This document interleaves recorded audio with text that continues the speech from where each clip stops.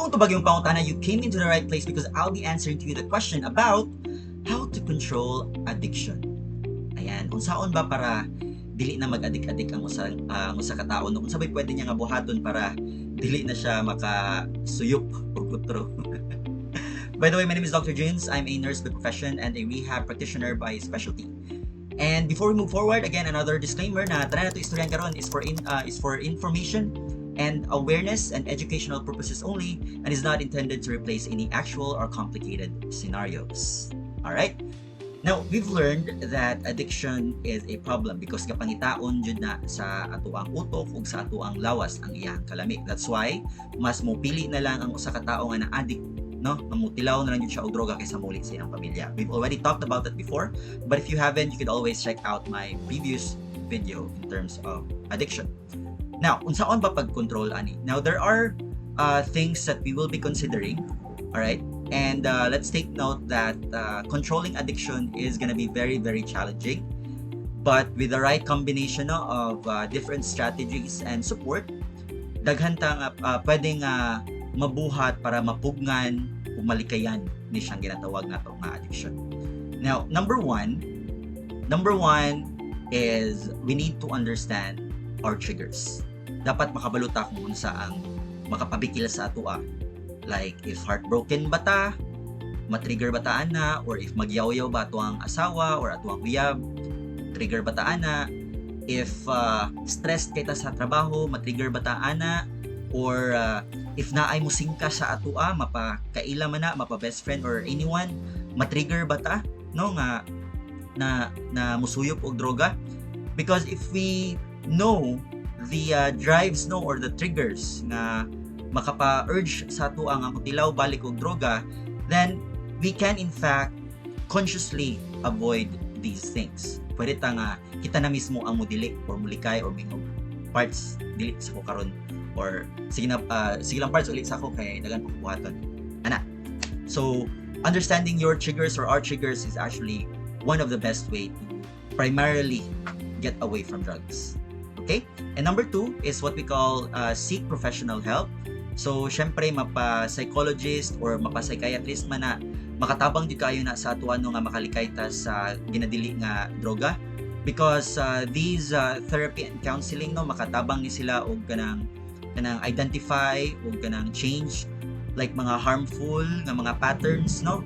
Especially katong mga bad behaviors or anything that is related to addiction. And also, if we are able to seek professional help, posible nga na ay medication nga ihatag sa atua para makontrol ang ato ang mga cravings or pahinay-hinay ang ginatawag nato nga mga withdrawal symptoms, or at least maka-adjust properly in terms of like mga triggers nato. And also, if we seek professional help, there's also what we call a rehabilitation program, no, mapa-inpatient man ni siya or mapa-outpatient or community-based. These programs will provide a kanang structured environment, no, kanang ang oras na ay plastar nga gabuhaton para at least matagaan tag proper nga support in terms of being able to recover from ginatawag nato nga addiction. Now, build a support network is gonna be our number 3. When we say building a support network, dapat mapalibutan ang usa ka tawo no ug kanang supportive nga family and friends nga maga-encourage sa iyaha in terms of sa iyang recovery nga journey. So, importante na siya because dakog tabang ang tambag sa pamilya o sa mga igsuon o sa mga kaila in terms of being able to recover properly. Not unless no kung ang tambag pud sa iyang kaila or sa iyang friend is negative po kayo, like balik og gamit or ringana, kana siya dili na siya pwede. Dapat supportive family and friends ang ginatawag nato ani. And of course, naputay ginatawag nga support groups, no? Although we do encourage we do discourage kanang tipok-tipok sa mga tao nga na ay bisyo if it's gonna be informal, like magkita-kita kinay na ay gathering nga na kana siya risky kayo na siya nga matintal og balik. But we would advise nga mo join ako sa katawag mga support groups like Alcoholics Anonymous or Narcotics Anonymous or any support group no nga magatulod og boost sa self sa katao nga dili na siya mobalik og droga. So Alcoholics Anonymous for for beers or alcoholics or alcohol, and narcotics anonymous is for smoking, no? Ni sila makatabang ni sila sa yung anang kasi mga substance. The next one, that was a number 3, build a support network.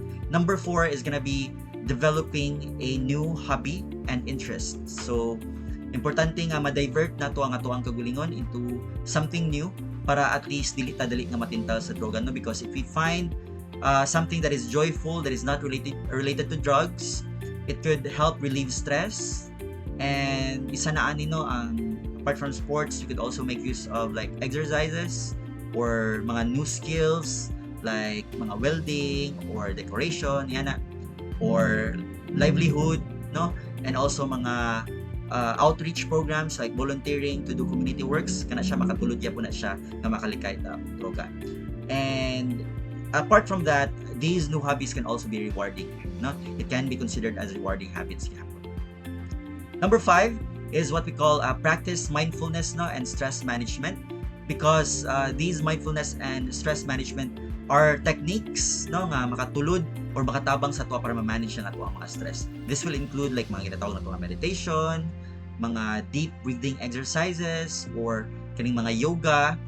And apart from management of stress, it could also reduce cravings and also be able to like cope with difficult emotions without turning or balik sa paggamit sa droga, no? Muna siya ato ang number 5.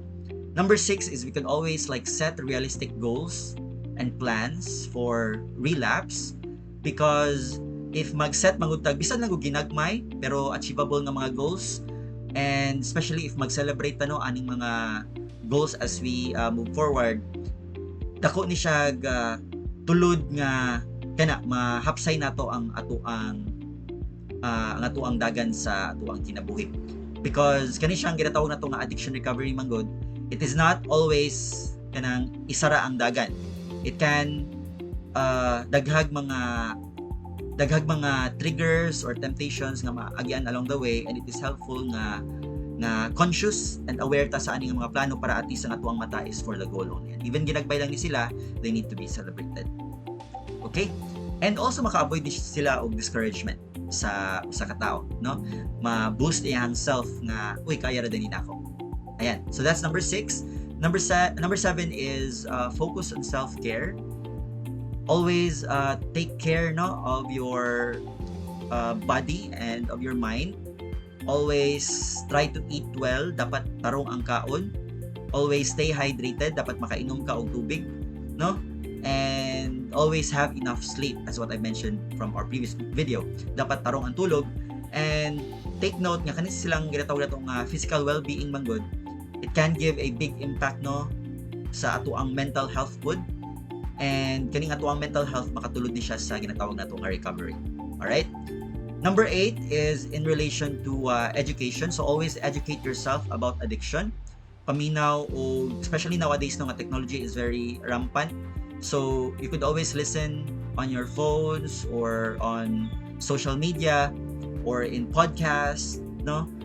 Anything that is related to addiction that will help you boost yourself and understand why you're acting like this or why you need forward, no? Because kani sila maka-boost ni sila and dili ni sila maka-push sa imuhang failure. Dili siya mag-remind sa imuha nga uy bati ang dagan sa imong kinabuhi or failure ka, dili ni sila magatuludong ana. It will help you boost yourself in terms of confidence and health condition, no? And of course sobriety para maka-move forward ka nga walay issue of relapse. And number 9, let's always consider spiritual or holistic approaches, because kaning spirituality man gud, no, if magrita og Bible, if ma-close ta sa Ginoo, makatulod ni siya nga dili ta magsige una nga walay pag-asa ato ang kinabuhi, or di ta maguna-una nga bati ang dagan sa tuang direction even after rehab. It will help us find reasons and find purpose in our day-to-day activities, no? And it could also gives us peace, and this will aid our recovery. All right? And also let's have number 10, which is let's try to be patient and be persistent. So recovery, dili ni siya one time nga ambakan. It is a journey, and mo take time ni siya and persistence. No, so every time nga na temptation or na mga challenges or difficulty nga moabot, always remember that progress, ginatawag nato nga progress is always a small step. Okay? So small step ni siya and a continuous effort. All right? And if we have that, makurat na lang ta nga taas-taas na ang dagan sa ato ang sobriety. Dili na ta maka-go back into drugs. All right? And yeah, those are the 10 things that could help you control addiction. And of course, with commitment, no, with resiliency, and dako nga tabang sa support system nato sa tuwang family and friends, always jud ni siya nato nga ma-overcome ning addiction, and it will lead us to a healthier and fulfilling life. Ayan. So, hopefully namoy natun-an. And always remember, sulod-sulod lang jud og ugma, but ayaw lang jud og sulod og droga. Take care diha. Hi! Ganun ba ka sa video yung nakita karon? If so, do not forget to hit on the like, share, and subscribe button. And of course, apila na lang po ang notification bell para at least ma-inspire ko nga magpadayon og buhat sa mga ing-ani nga klase nga videos. And also, maka-reach out ta og more people na gusto ma-sober, gusto maka-prevent og relapse, also maka-control sa ilang addiction, and syempre, katong gusto og peace of mind. Alright? Again, hit the like, share, subscribe, and notification bell. Take care now.